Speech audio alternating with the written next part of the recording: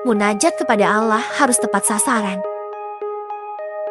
Assalamualaikum warahmatullahi wabarakatuh. Perspektif yang berbeda.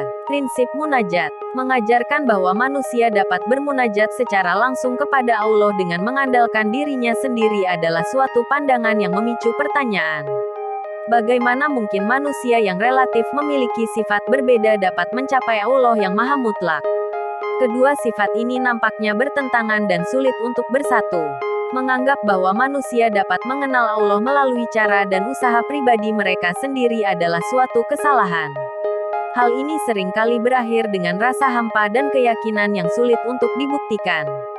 Mengatakan, "Saya hanya akan melakukan ibadah, sisanya adalah urusan Allah," adalah pendekatan yang tidak tepat. Kita, tanpa disadari, diajarkan untuk membatasi diri dengan nalar dan pemahaman kita sendiri. Sementara seharusnya dalam hal ibadah, kita harus merujuk pada apa yang diajarkan oleh Nabi Muhammad, bukan hanya kata-kata ulama saat ini. Jika manusia dan jin diciptakan untuk menyembah dan beribadah kepada Allah, maka di dunia ini, kita harus berusaha untuk membuktikan bahwa ibadah kita mencapai tujuannya, yaitu makrifatullah atau mengenal Allah. Misalnya, jika Allah ada di Jakarta dan kita berada di Surabaya, apakah kita hanya akan mengirimkan ibadah dan penyembahan kita hanya sampai Lamongan? Ibadah kita harus sampai kepadanya, dan kita harus mampu membuktikan hal tersebut. Jika Nabi Muhammad dapat mencapai Allah dengan metodenya, mengapa kita tidak bisa melakukannya? Kita diperintahkan untuk meneladani Nabi. Dan salah satu peran utama Nabi adalah sebagai jalan untuk mengenal Allah. Nabi membuktikan bahwa ibadahnya mencapai Allah, melewati surga dan neraka.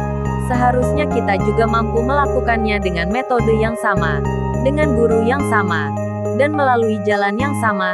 Ini adalah logika ilmiah. Sebagai akibatnya, semua pengalaman yang dialami oleh Nabi, seharusnya juga bisa kita temui. Kuncinya adalah mencari guru yang sama dengan guru Nabi Muhammad, mencari jalan yang sama, dan memahami metodologi yang benar. Oleh karena itu, pelajari kitab suci Al-Quran secara mendalam. Semua penjelasan ada di sana. Setelah mengetahui, carilah dengan tekun.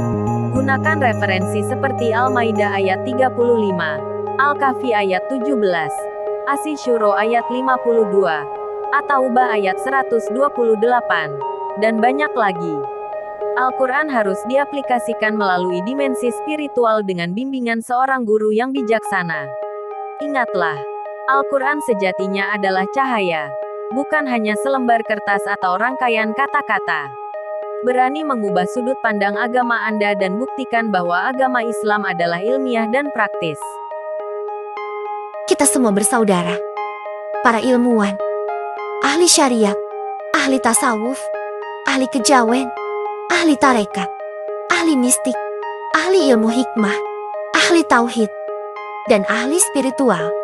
Kita semua mencari jalan pulang. Silakan pantau terus penjelasan di channel YouTube kami. Sangat ilmiah dan semuanya dapat dibuktikan. Jika Anda tertarik untuk membuktikannya, kami punya metodologinya. Silakan bantu kami untuk menyebarkan uraian taklim makrifat dengan cara like, bagikan dan komentar di video ini. Semoga bermanfaat. Hormat kami, Taklim Makrifat.